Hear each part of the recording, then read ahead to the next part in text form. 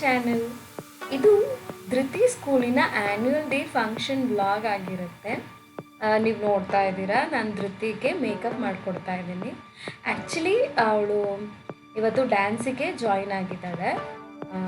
ಸುಮಾರು 1 ಮಂತಿಂದ ಚೆನ್ನಾಗಿ ಪ್ರಾಕ್ಟೀಸ್ ಮಾಡಿದ್ದಾಳೆ. ಸೊ ಇವತ್ತು ಫೈನಲಿ ಅವಳದು ಆ್ಯನ್ಯುವಲ್ ಡೇ ಇದೆ, ಅವಳು ಡ್ಯಾನ್ಸ್ ಮಾಡ್ತಾ ಇದ್ದಾಳೆ.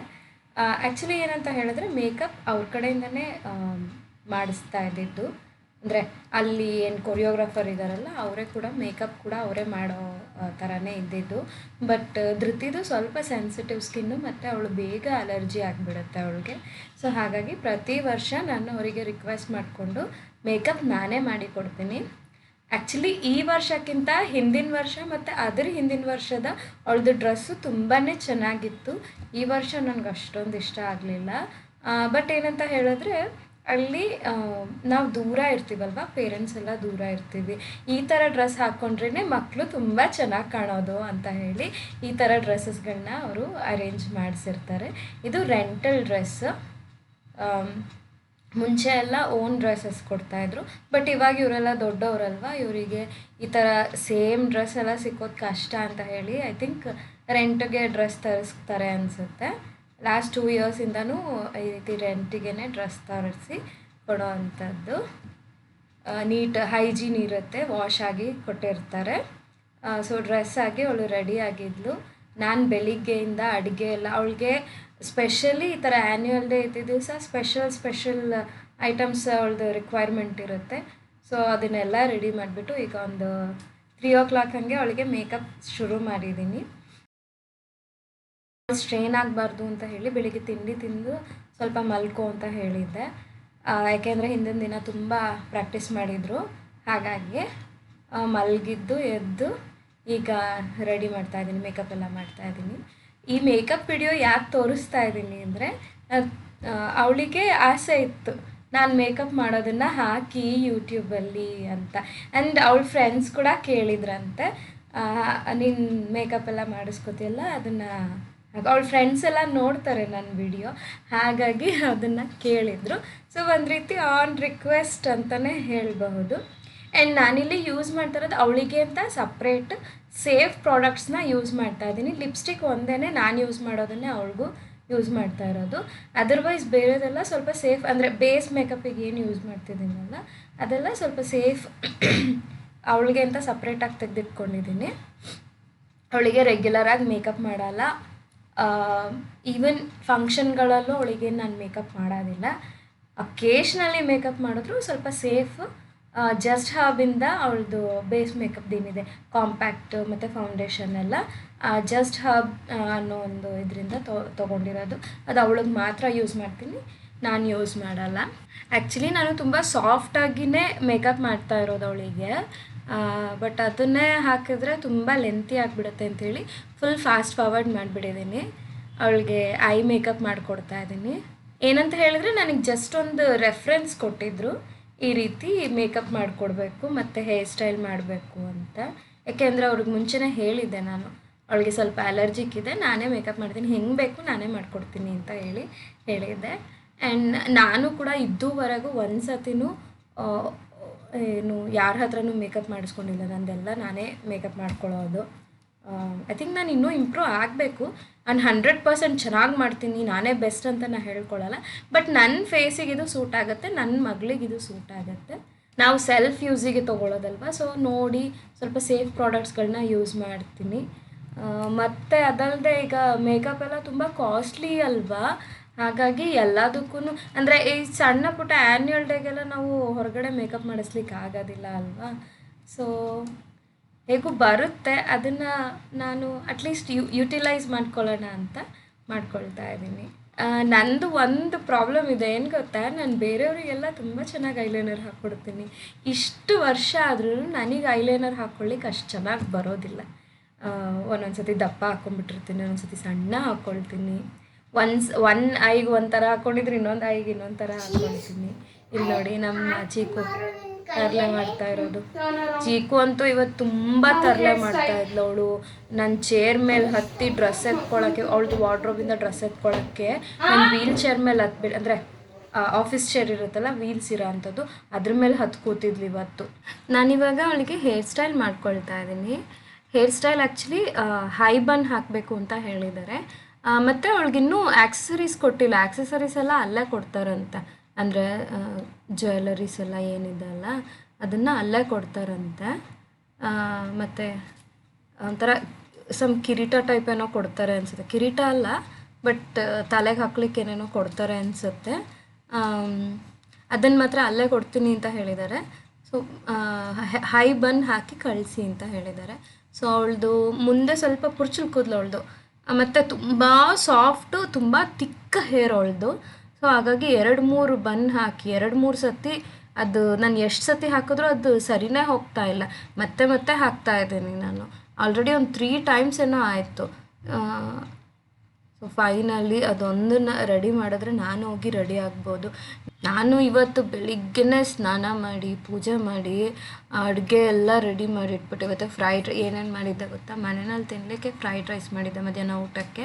ಆ್ಯಂಡ್ ಅವಳಿಗೆ ಮೊಮೋಸ್ ಕೇಳಿದ್ಲು, ಮೊಮೋಸ್ ಮಾಡಿದ್ದೆ. ದೆನ್ ರೋಲ್ ಕೇಳಿದ್ಲು, ಪನ್ನೀರ್ ರೋಲ್ ಕೇಳಿದ್ಲು, ಅದನ್ನು ಮಾಡಿಕೊಟ್ಟಿದ್ದೆ. ಚೀಕು ಸ್ಯಾಂಡ್ವಿಚ್ ಬೇಕು ಅಂತ ಹಠ ಮಾಡಿದ್ಲು. ಸ್ಯಾಂಡ್ವಿಚ್ಗೆಲ್ಲ ರೆಡಿ ಮಾಡಿಬಿಟ್ಟು ಮೇಲ್ಗಡೆ ಬಂದಿದ್ದೀನಿ. ಎಲ್ಲ ರೆಡಿ ಮಾಡಿಟ್ಟಿದ್ದೀನಿ, ಸ್ಯಾಂಡ್ವಿಚ್ ಮಾತ್ರ ಅವ್ರ ಪಪ್ಪ ಮಾಡ್ಕೊಳ್ತೀನಿ ಅಂತ ಹೇಳಿದ್ರು. ಏನಿಲ್ಲ, ಎಲ್ಲ ರೆಡಿ ಇಟ್ಟಿದ್ದೀನಿ. ಅದನ್ನೆತ್ತು ಸ್ಯಾಂಡ್ವಿಚ್ದು ಗ್ರಿಲ್ ಮೆಷಿನ್ ಇದೆಯಲ್ಲ ಅದಕ್ಕೆ ಹಾಕೋದು ಅಷ್ಟೇ, ಇನ್ನೇನೂ ಇಲ್ಲ. ಸೊ ಅಷ್ಟನ್ನು ಅವ್ರು ಮಾಡ್ಕೊಳ್ಳಿ ಅಂತೇಳಿ ಬಂದಿಲ್ಲಿ ಇವಳಿಗೆ ಮೇಕಪ್ ಮಾಡ್ತಾಯಿದ್ದೀನಿ. ಇವಳ್ದು ಮೇಕಪ್ ಆದಮೇಲೆ ನಾನು ಹೋಗಿ ಡ್ರೆಸ್ ಚೇಂಜ್ ಮಾಡಿಕೊಂಡು ಹೊರಡಬೇಕು. ಬಟ್ ಇವಳ್ದು ಈ ಬಾರಿ ತುಂಬಾ ಟೈಮ್ ತೊಗೊಂಡ್ಬಿಡ್ತು ನನಗೆ, ಯಾಕಂತ ಗೊತ್ತಿಲ್ಲ. ಯೂಶ್ವಲಿ ಒಂದು ½ ಆನ್ ಅವರ್ ಒಳಗಡೆ ಮುಗಿಸ್ಬಿಡೋಳು. ಈ ಸತಿ ಸ್ವಲ್ಪ ಟೈಮ್ ತೊಗೊಂತು ನನಗೆ ಒಂಥರ ಕೈಕಾಲೆಲ್ಲ ನಡುಗ್ತಾ ಇತ್ತು ಇವತ್ತು.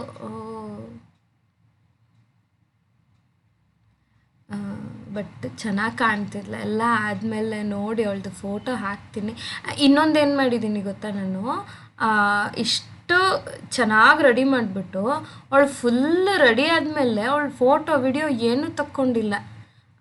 ಅವಳದು ಫೋಟೋ ಆಮೇಲೆ ಅವಳ ಫ್ರೆಂಡ್ ಅಮ್ಮ ತೆಗ್ದಿದ್ದ ಫೋಟೋ ಇದೆ ನನ್ನ ಹತ್ರ, ಅದನ್ನು ಶೇರ್ ಮಾಡ್ತೀನಿ, ಅಂದರೆ ಎಂಡಲ್ಲಿ ಹಾಕ್ತೀನಿ ನೋಡಿ. ಒಂದೊಂದು ಸತಿ ಟೆನ್ಷನಲ್ಲಿ ಏನೇನು ಮಾಡ್ಕೊಳ್ತೀವಿ ಏನೇನು ಬಿಡ್ತೀವಿ ಗೊತ್ತೇ ಆಗೋದಿಲ್ಲ.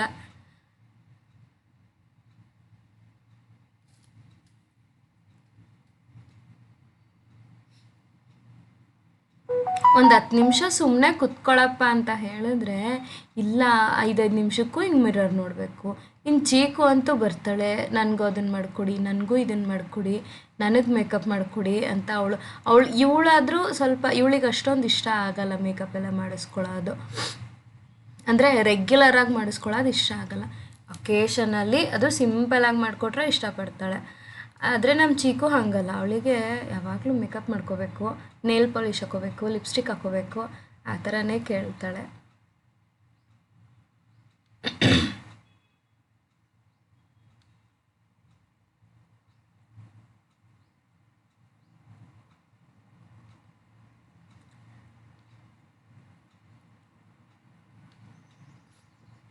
ನಾನು ಈ ಥರ ಎಲ್ಲ ಮಾಡ್ತೀನಲ್ಲ, ಅದಕ್ಕೆ ನನ್ನ ಕಸಿನ್ಸು ಅವರೆಲ್ಲ ಹೇಳ್ತಾರೆ, ಅಯ್ಯೋ ಹೆಣ್ಮಕ್ಳು ಚೆಂದ ನೋಡು, ಎಷ್ಟು ಚೆನ್ನಾಗಿ ಮಾಡ್ಬೋದು ಹೆಣ್ಮಕ್ಳಿದ್ರೆ ಅಂತೆಲ್ಲ ಹೇಳ್ತಾ ಇರ್ತಾರೆ. ಹೌದು, ಹೆಣ್ಮಕ್ಳಿರೋದಕ್ಕೆ ಇಷ್ಟೆಲ್ಲ ಮಾಡಲಿಕ್ಕಾಗುತ್ತೆ. ಗಂಡು ಮಕ್ಳಿಗೆ ಇದೆಲ್ಲ ಏನೂ ಮಾಡೋಕ್ಕಾಗಲ್ಲ. ಏನು ಹಬ್ಬ ಅಂದರೆ ಒಂದು ಡ್ರೆಸ್ಅಪ್ ಮಾಡ್ಬೋದು ಅವ್ರನ್ನ, ಅದು ಬಿಟ್ಟು ಇನ್ನೇನೂ ಮಾಡೋಕ್ಕಾಗಲ್ಲ. ಬಟ್ ಹೆಣ್ಮಕ್ಳು ನೋಡಿ ಯಾವ ರೀತಿ ರೆಡಿ ಆಗ್ತಾರೆ. ನಾನಿಲ್ಲಿ ಒಂದೊಂದನ್ನು ಸರಿ ಹೋಗುತ್ತಾ ಅಂತ ಚೆಕ್ ಮಾಡಿ, ಆ್ಯಕ್ಚುಲಿ ಇದಕ್ಕೆ ನನಗೆ ಟೈಮ್ ತೊಗೊಂಡಿದ್ದು, ಅವ್ರು ಹೇರ್ ಸ್ಟೈಲ್ ಮಾಡಲಿಕ್ಕೇ ತುಂಬ ಟೈಮ್ ತೊಗೊಂಡಿದ್ದು ನನಗೆ ಇವತ್ತು. ಸಂಭವ ಕಂಪ್ಲೀಟ್ ಮಾಡಿದೆ.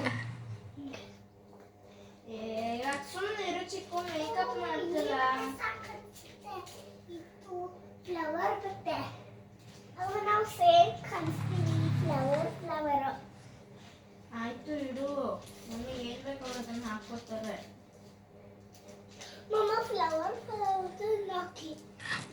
ನಿಜ ಹೇಳ್ಬೇಕಂದ್ರೆ ನಮ್ಮ ಜೊತೆ ಇಷ್ಟು ಪೇಷನ್ಸಿಂದ ಕುತ್ಕೊಂಡಿರೋದೇ ಹೆಚ್ಚು. ಅವಳಿಗೆ 1 ನಿಮಿಷ ಅಂದರೆ ಕೂತಲ್ಲಿ ಕೂರೋದಕ್ಕೆ ತುಂಬ ಕಷ್ಟ ಈ ಮಕ್ಳಿಗೆ. ಆಸೆ ರೆಡಿ ಆಗಬೇಕು ಅನ್ನೋದು ಆಸೆ, ಹಾಗಂತ ಜಾಸ್ತಿ ಹೊತ್ತು ಕೂರೋಕ್ಕಾಗಲ್ಲ. ಅವಳು ಆಲ್ರೆಡಿ ಹೇಳ್ತು, ನಂಗೆ ಬೆನ್ನು ನೋಯ್ತಾ ಇದೆ, ನನಗೆ ಆಗ್ತಾ ಇಲ್ಲ, ಸಾಕು ಬಿಡಿ ನನಗೆ ಅಂತ ಹೇಳ್ತಾನೆ ಇದ್ಲು. ಇವಳೇ ಹಿಂಗೆ ಅಂತಂದರೆ ನಮ್ಮ ಚೀಕು ಕತೆ ಏನಪ್ಪ ಅಂತ ನಾನು ಯೋಚನೆ ಮಾಡ್ತಾ ಇದ್ದೆ. ಅವಳನ್ನಂತೂ ಕೇಳೋದೇ ಬೇಡ. ಈಗ ಹೇರ್ ಸ್ಟೈಲ್ ಕಂಪ್ಲೀಟ್ ಆಯಿತು. ನನಗಿಷ್ಟು ಮಾಡೋ ಅಷ್ಟೊಳಗೆ ತಲೆನೋವು ಶುರು ಆಗೋಗಿತ್ತು. ಸೊ ನನ್ನ ಹಸ್ಬೆಂಡ್ಗೆ ಒಂದು ಲೋಟ ಕಾಫಿ ಮಾಡಿಕೊಡಿಯಪ್ಪ, ನನಗೆ ತುಂಬ ಸುಸ್ತಾಗ್ತಾ ಇದೆ. ಆ್ಯಕ್ಚುಲಿ ಎಲ್ರದ್ದು ಊಟ ಆಗಿತ್ತು, ನಂದೊಬ್ರದ್ದು ಊಟ ಆಗಿರಲಿಲ್ಲ. ನನಗೆ ಊಟ ಮಾಡಿದ್ರೆ ಸ್ವಲ್ಪ ಅಂದರೆ ರೆಸ್ಟ್ ಅಂತಲ್ಲ, ಇಮ್ಮಿಡಿಯೇಟ್ಲಿ ಎದ್ಬಿಟ್ಟು ಇಷ್ಟೊಂದು ಕೆಲಸ ಎಲ್ಲ ಮಾಡೋಕ್ಕಾಗೋದಿಲ್ಲ ನನ್ನ ಕೈಯಲ್ಲಿ. ಊಟ ಆದಮೇಲೆ ಒಂದು 10 ನಿಮಿಷ ನಾನು ಹಂಗೆ ಕುತ್ಕೊಂಡ್ಬಿಡ್ತೀನಿ, ಒಂಥರ ಫ್ರೀಸ್ ಆದಂಗೆ ಕುತ್ಕೊಂಡ್ಬಿಡ್ತೀನಿ. ಅದಕ್ಕೆ ನಾನು ಇಲ್ಲ, ಇದನ್ನು ಮುಗಿಸ್ಕೊಂಡು ಆಮೇಲೆ ಬಂದು ಊಟ ಮಾಡ್ತೀನಿ ಅಂತ ಹೇಳಿದೆ. ಸೊ ಹಾಗಾಗಿ ಕಾಫಿ ಕುಡಿತಾ ಇದ್ದೀನಿ.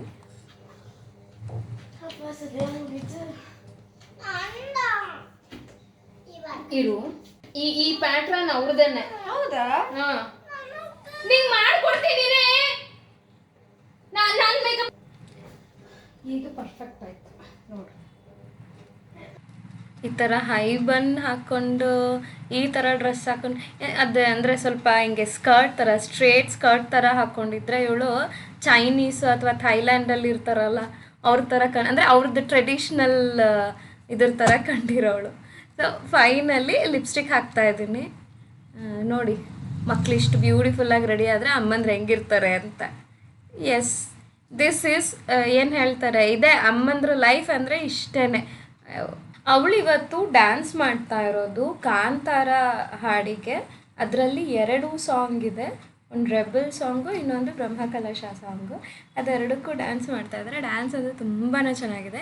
ನಾವಿವಾಗ ಬಂದು ಅವಳನ್ನು ಡ್ರಾಪ್ ಮಾಡಿ ಇಲ್ಲಿ ಅಂದರೆ ಇದು ನಡೀತಾ ಇರೋದು ಇದರಲ್ಲಿ ಓಪನ್ ಏರ್ ಥಿಯೇಟ್ರಲ್ಲಿ ನಡೆದಿದ್ದು.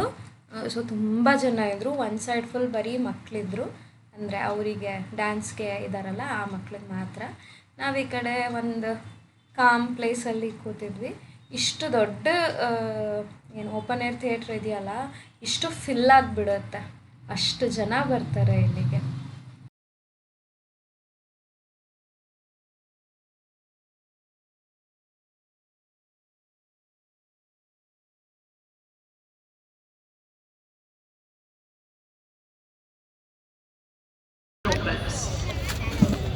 ಪಿಕ್ನಿಕ್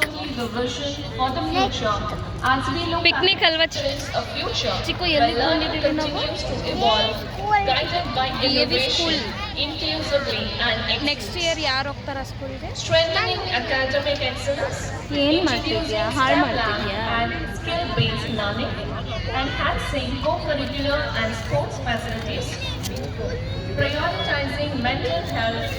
ಇಷ್ಟೋ ತನಕ ಸ್ವಲ್ಪ ಶಾಂತಳಾಗಿದ್ಲು ನನ್ನ ಮಗಳು. ಇವಾಗ ನಡಿ ಮಮ್ಮಮ್ಮ ತಿನ್ನೋಣ ಅಂತ ಹೇಳಿದ್ಲು. ಸೊ ಮನೆಯಿಂದ ಮಾಡ್ಕೊಂಡು ಬಂದಿರೋ ಎಲ್ಲ ಏನು ತಿಂಡಿ ತಿನಿಸುಗಳು ನಮಗೆ ಇದೊಂಥರ ಪಿಕ್ನಿಕ್ ಥರ ಫೀಲ್ ಆಗ್ತಾ ಇದೆ. ಫಸ್ಟಿಗೆ ಮೊಮೋಸ್ ಮಾಡಿದ್ದೆ, ದಪ್ಪ ಮೊಮೋಸ್ ಮಾಡಿದ್ದೆ. ಮೊಮೋಸ್ ತಿಂತಾಯಿದ್ದೀವಿ. ತುಂಬ ದಿನ ಆಗಿತ್ತು ಮೊಮೋಸ್ ಮಾಡಿ. ನನಗೆ ತುಂಬ ಇಷ್ಟ ಸ್ಟೀಮ್ ಮೊಮೋಸ್, ನನಗೆ ತುಂಬಾ ಇಷ್ಟ. ತುಂಬ ವೆಜಿಟೇಬಲ್ಸ್ ಎಲ್ಲ ಹಾಕಿ ಮಾಡೋದ್ರೆ ಅದಕ್ಕೆ ತುಂಬಾ ಇಷ್ಟ. ಸೊ ಮಾಡಿದ್ದೆ. ಆ್ಯಂಡ್ ರೋಲ್ಸ್ ಮಾಡಿದ್ದೆ. ಇನ್ನೇನು ಮಮ್ಮಿನೂ ಬರ್ತಾರೆ, ಮಮ್ಮಿ ಆ್ಯಂಡ್ ನಮ್ಮ ಅಣ್ಣನೂ ಬರ್ತಾರೆ, ಅವ್ರಿಗೂ ಸೇರಿಸಿ ತಂದಿದ್ದೀನಿ. And this is rolls. ಕೊಡ್ತೀನಿ, ನಾನು ಕೊಡಿಸ್ತೀನಿ ಚಿಕ್ಕು, ಕೊಡ್ತೀನಿ ಇರುಮ್ಮ. ಹೇಳೋದನ್ನೇ ಕೇಳಲ್ಲ ಅಲ್ವಾ ನೀನು? ಹೆಂಗಿದೆ?